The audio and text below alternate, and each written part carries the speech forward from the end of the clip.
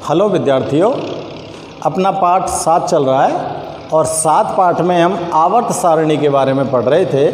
पिछले वीडियोस में आपको हमने आधुनिक आवर्त सारणी को बनाया था और आधुनिक आवर्त सारणी के बारे में पूरी की पूरी जानकारी आपको कुछ बिंदुओं के साथ हमने समझाई थी।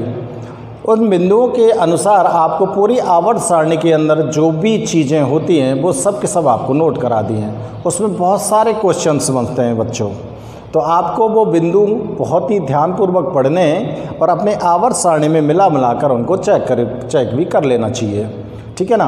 आज हम यहाँ पर आवर्त सारणी के अंदर जिन तत्वों को आवर्त सारणी में जिन तत्वों को रखा गया है उन तत्वों के अंदर जो गुण होते हैं, तत्वों के अंदर भौतिक गुण होते हैं और रासायनिक गुण होते हैं, इस बात को हम अच्छी तरह से जानते हैं। तो तत्वों के जो गुण हैं उन गुणों के अंदर क्या आवर्तता हो सकती है, क्योंकि हमको पता है कि आवर्त सारणी को परमाणु क्रमांक के आधार पर बनाया गया है और जब परमाणु क्रमांक के आधार पर बनाया गया है तो इलेक्ट्रॉनिक विन्यास को भी हम आसानी से उन तत्वों का दे सकते हैं। ठीक है ना। तो इन तत्वों के अंदर जो गुण होते हैं उन गुणों की आवर्तता किस तरह से इस सारणी में उपस्थित है उसको भी हम चेक करते हैं, और कौन कौन से गुण हैं और उन गुणों की आवर्तता का मतलब होता है कि उन गुणों के अंदर किस तरह से परिवर्तन होता है। ठीक है ना। इसको हम चेक करेंगे गुणों की आवर्तता में। तो मैं पहले परिभाषा लिख देता हूँ आपको कि गुणों की आवर्तता क्या होती है। ठीक है बच्चों। तो देखो, गुणों की आवर्तता किसको बोल सकते हैं हम, इसमें लिखेंगे हम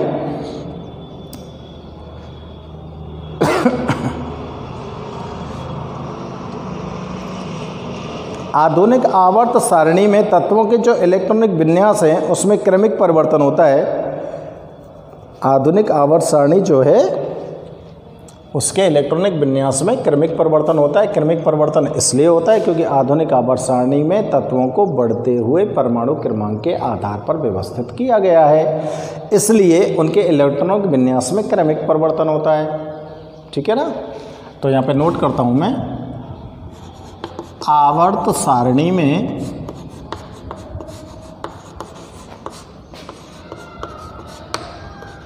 तत्वों के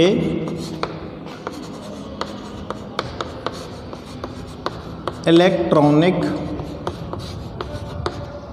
विन्यास, तत्वों के इलेक्ट्रॉनिक विन्यास में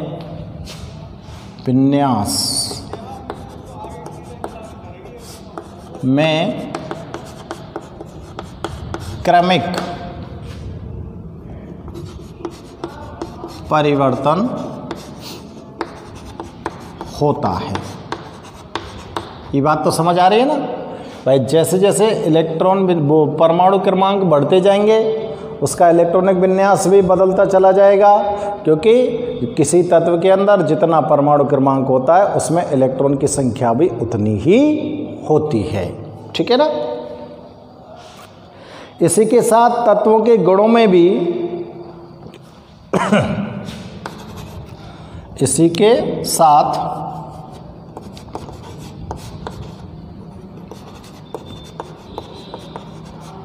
तत्वों के गुणों में भी क्रमिक परिवर्तन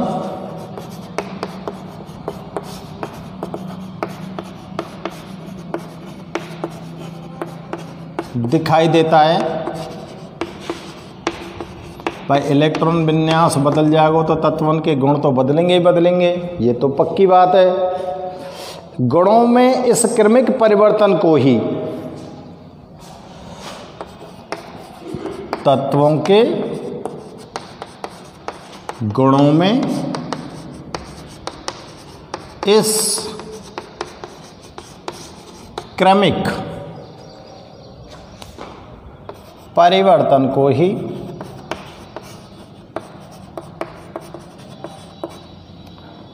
गुणों की आवर्तता कहा जाता है।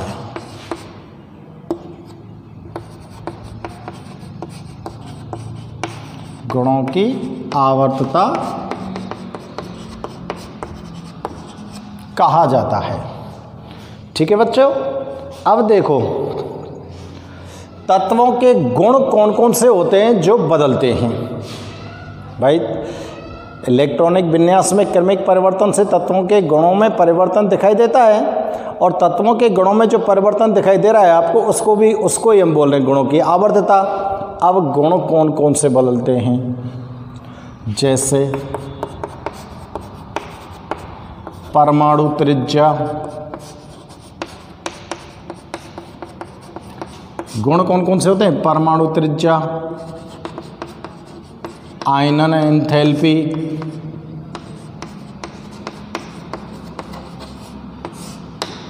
इलेक्ट्रॉन लब्धि एंथैल्पी, इलेक्ट्रॉन लब्धि एंथैल्पी, और भी गुण हैं, संयोजकता है, गलनांक है, क्वथनांक है, संयोजकता, गलनांक, क्वथनांक आदि और भी हैं, लेकिन कुछ लिख दिया हमने यहाँ पर। तो ये है बच्चों तत्वों के गुण, जिनके अंदर क्रमिक रूप से परिवर्तन होता है। क्रमिक रूप से परिवर्तन कैसे होता है कि जैसे हमने आवर्त सारणी को भरा था यूँ, इस तरह से जब आवर्त सारणी बढ़ते चले गए तो हम 1 2 3 4 5 6 7 8 9 10 11 12 13 14 15 16 इस तरह से लिखते गए थे ना। तो क्रम से लिखते गए थे, तो क्रमिक परिवर्तन हो रहा है। और जैसे ही क्रम से इनको लिखते चले जाते हैं तो आगे बढ़ते जाएंगे तो बच्चों इनका इलेक्ट्रॉनिक विन्यास भी बदलता है, और इलेक्ट्रॉन विन्यास बदलता है तो गुण भी बदलते हैं, और गुण बदलते हैं तो इसको गुणों की आवर्तता बोलते हैं। और गुण कौन कौन से बदल सकते हैं वो मैंने यहाँ पर कुछ यहाँ लिख दिए हैं। ठीक है ना। अब एक एक गुण को चेक करते हैं हम कि ये गुण किस तरह से बदलते हैं। ठीक है, चलो स्टार्ट करते हैं।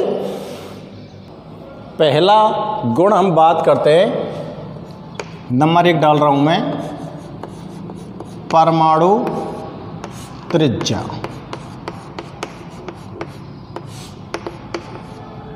एटॉमिक रेडियस, परमाणु त्रिज्या क्या होती है। ठीक है, परमाणु त्रिज्या क्या होती है और ये परमाणु त्रिज्या किस तरह से बदलती है। तो देखो बच्चों, आप एक परमाणु को ध्यान से चेक करो। किसी भी परमाणु के केंद्र में उसका नाभिक स्थित होता है।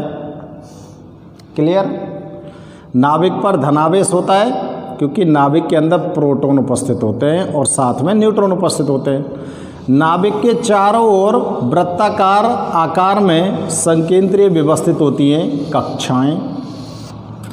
इनको क्या बोलोगे बच्चों? कक्षाएं। ठीक है ना। अब ये कोई परमाणु है, ठीक है ना, परमाणु का चित्र बना रहा हूं मैं, और इसकी ये कक्षाएं हो गई। 4 कक्षाएं मैंने आपको बताई थी, 4 कक्षाएं मैं यहाँ पर बना देता हूं। K L M N 4 कक्षाएं बताई थी। जैसे मैंने उदाहरण ले लिया सोडियम परमाणु को। सोडियम परमाणु का परमाणु क्रमांक 11 होता है और इसमें इलेक्ट्रॉन की संख्या भी कितनी होगी बच्चों? 11। आ रही है बात समझ में? अब इस इलेक्ट्रॉन की संख्या अगर 11 है तो इस इलेक्ट्रॉन का हमको क्या लिखना है? इलेक्ट्रॉन विन्यास। इलेक्ट्रॉन विन्यास मैंने आपको पिछली कक्षा में बताया था किस तरह से लिखते हैं। इसके लिए आप किसका यूज करोगे? 2n² का। सूत्र क्या है आपके पास? 2n²। यहाँ पर n बराबर कक्षकों की संख्या होती है। पहला कक्षक है तो n बराबर 1 ले लेंगे, दूसरा कक्षक है तो n बराबर 2 ले लेंगे, तीसरा कक्षक है तो n बराबर 4 ले लेंगे। ठीक है ना। और इसके साथ साथ आपको ये ध्यान रखना चाहिए कि बोर और बरी के अनुसार किसी तत्व के बाह्यतम कोश में 8 इलेक्ट्रॉन हो सकते हैं। ये सिस्टम मैंने आपको बताया था। K L M N ध्यान आ रहा है ना। तो किसी भी तत्व के भाइतम कोष में कितने इलेक्ट्रॉन होने चाहिए? 8। इसलिए सिस्टम ये दिया कि 2 8 8 18 इलेक्ट्रॉन का सिस्टम होता है कक्षकों में। अब पहली कक्षा के कक्षा कौन सी बच्चों? ई वाली, Le, Me और Ne है। अब आपको इसमें सोडियम के 11 इलेक्ट्रॉन भरने हैं। तो सोडियम को विन्यास कैसे लिखेंगे? पहले कक्षक में 2 चले जाएंगे, दूसरे कक्षक में 8 चले गए, कितने कह गए? 8 और 2 10। तीसरे कक्षक में कितने बच गए? 1। चौथो कक्षक कैसे रहेगा? खाली। तो यह हटा दे भाई। चौथे घर को जब कोई आदमी ना बचो रहवे के काजे, तो इस घर का क्या काम? समझ में आ रही है ना बात? हमको घर की आवश्यकता तभी तो पड़ेगी जब उसमें कोई रहने जाएगा, लेकिन इस घर में तो कोई रहने वाला ही नहीं है, इसलिए इस घर को हमने हटा दिया। तो स्टूडेंट्स देखो, पहले में 2 इलेक्ट्रॉन, दूसरे में 8 इलेक्ट्रॉन,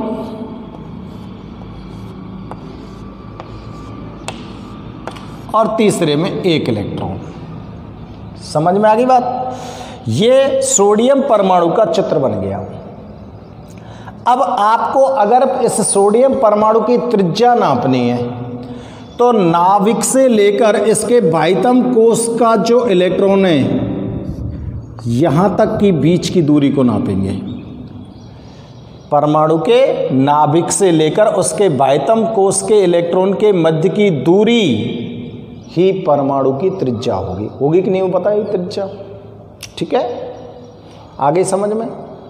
ये तो त्रिज्या है गई। अब ये जो परमाणु की त्रिज्या है ये किस तरह से आवर्त सारणी में बदलती है, ये चेक कर लेते हैं। आवर्त सारणी में आपने इस तरह से आवर्त और वर्ग बनाए थे ना, इस तरह से।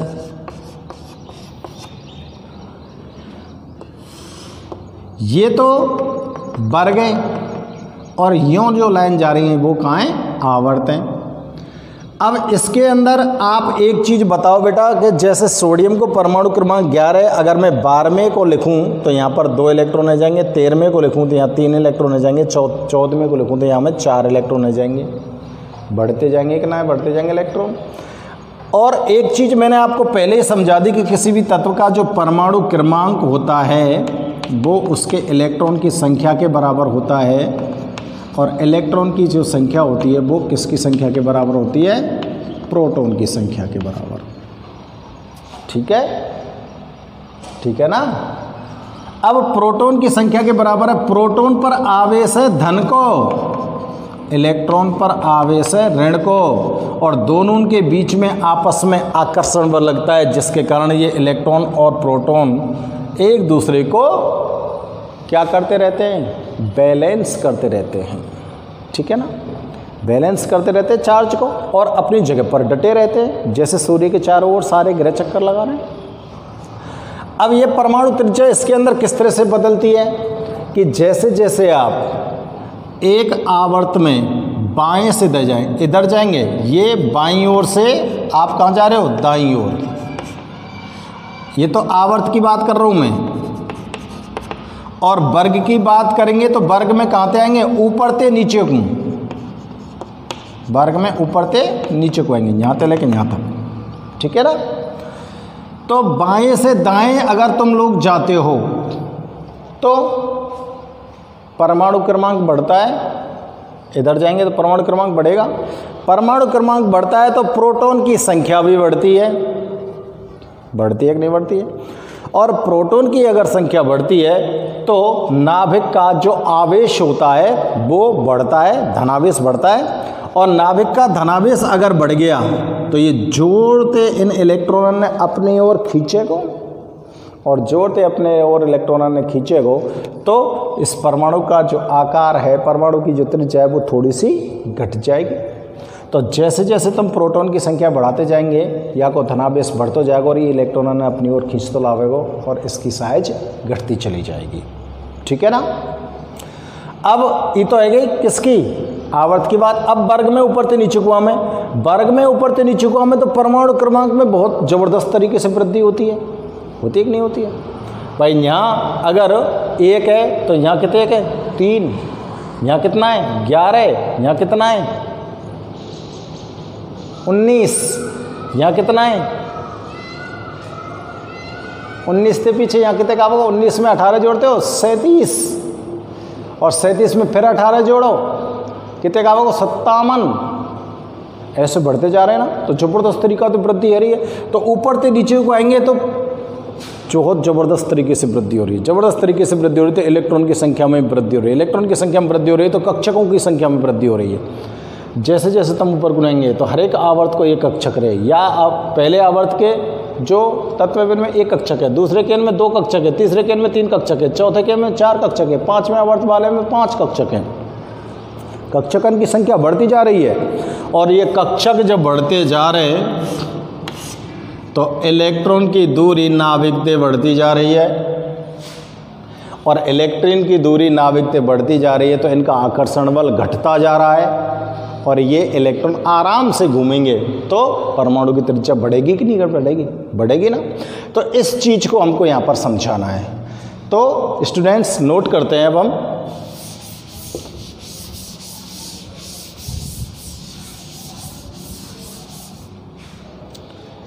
देखो परमाणु के बाह्यतम कोश में उपस्थित इलेक्ट्रॉन से परमाणु के बाह्यतम कोश के इलेक्ट्रॉन से परमाणु के बाह्यतम कोश के इलेक्ट्रॉन से नाभिक के मध्य की दूरी को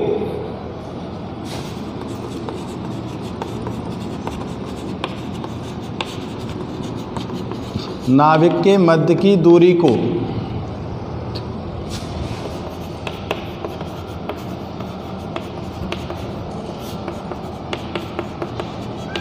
परमाणु त्रिज्या कहते हैं, परमाणु त्रिज्या कहते हैं। ठीक है ना। अब देखो बात करते हैं, एक आवर्त में बाएं से दाएं जाने पर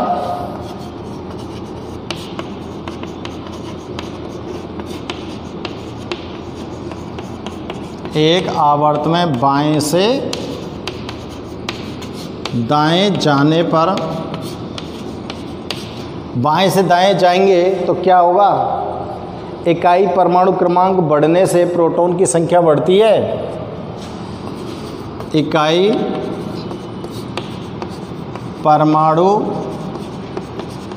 क्रमांक बढ़ने से प्रोटॉन की संख्या बढ़ती है। परमाणु क्रमांक अगर बढ़ रहा है तो प्रोटॉन की संख्या भी बढ़ रही है, जिससे बाहरी कोश की इलेक्ट्रॉन पर, जिससे बाहरी कोश के इलेक्ट्रॉन पर, बाहरी कोश के इलेक्ट्रॉन पर नाभिक द्वारा अधिक आकर्षण बल लगता है। नाभिक द्वारा अधिक आकर्षण बल लगता है, और नाभिक जब अधिक आकर्षण बल लगाएगा तो क्या होगा, तो क्या होगा बताओ। इसलिए परमाणु की त्रिज्या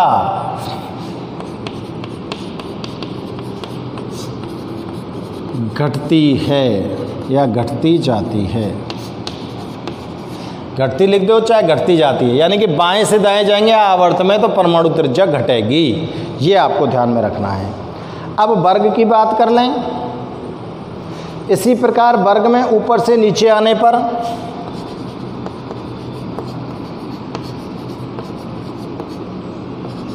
एक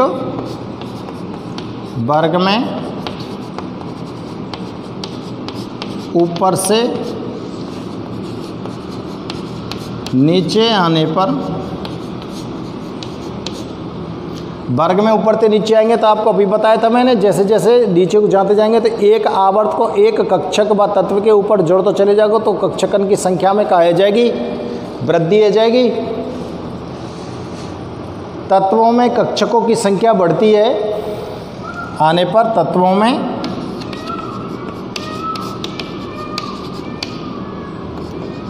कक्षकों की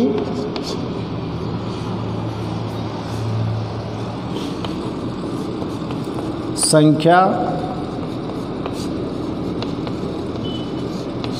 बढ़ती है, और कक्षकों की संख्या अगर बढ़ रही है तो नाभिक का आकर्षण बल क्या हो रहा है, कम होगा, जिससे नाभिक का आकर्षण बल कम होता है। अगर नाभिक का आकर्षण बल कम हो गया तो क्या होगा, और त्रिज्या का मान, और त्रिज्या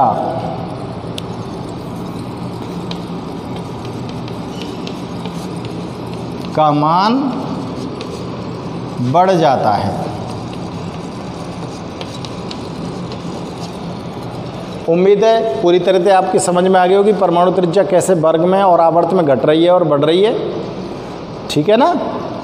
अच्छा, तो अब हम दूसरे गुण की चर्चा कर लें, नोट कर ले हो जाए।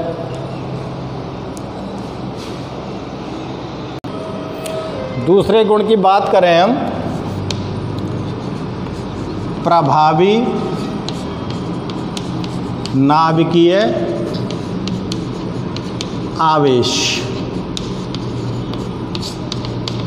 इसको परिभाषित करते हैं। प्रभावी नाभिकीय आवेश क्या होता है। देखो, परमाणु में बाहरी कोश के इलेक्ट्रॉन पर, परिभाषा लिख रहा हूं मैं, परमाणु में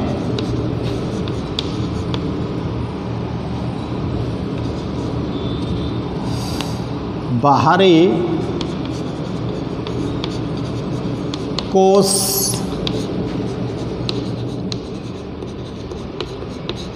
के इलेक्ट्रॉन पर, बाहरी कक्षक को जो इलेक्ट्रॉन है परमाणु को, बाहरी कोश के इलेक्ट्रॉन पर नाभिक के द्वारा जो आकर्षण बल महसूस किया जाता है, पर नाभिक के द्वारा जो आकर्षण बल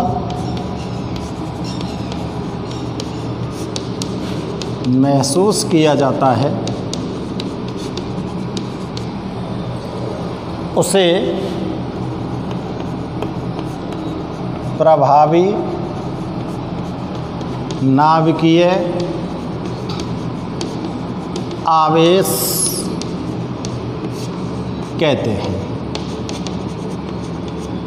ठीक है, मतलब अगर ई नाभिक है, ये कक्षक है आगे, और बाहरी कोश को ये इलेक्ट्रॉन है, तो इस नाभिक के द्वारा इस बाहरी कोश के इलेक्ट्रॉन पर क्या महसूस किया जाएगा, आकर्षण बल। ये धनावेश है, ऋणावेश है, आकर्षण बल महसूस किया जाएगा। तो इस नाभिक के द्वारा जितना आकर्षण बल इसके ऊपर महसूस किया जाएगा वही इसका क्या कहलाएगा, प्रभावी नाभिकीय आवेश। ठीक है ना। अब देखते हैं हम कि आवर्त में और वर्ग में इस प्रभावी नाभिकीय जो आवेश होता है इसके अंतर्गत क्या परिवर्तन होता है। ठीक है ना। तो देखो, एक आवर्त में बाएं से दाएं जाएं, एक आवर्त में बाएं से दाएं जाएं तो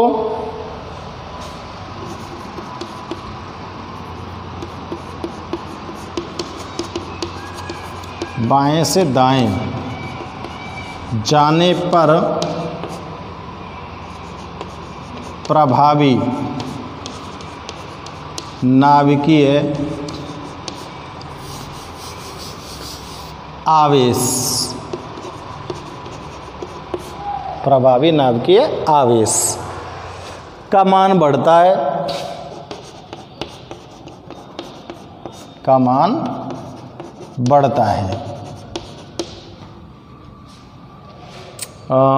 बढ़ता है, क्यों बढ़ता है? उसका कारण है, बढ़ता इसलिए है कि जैसे जैसे आप एक आवर्त में बाएं से दाएं जाएंगे, जो तत्वों की जो संयोजकता है वो बढ़ती जाती है।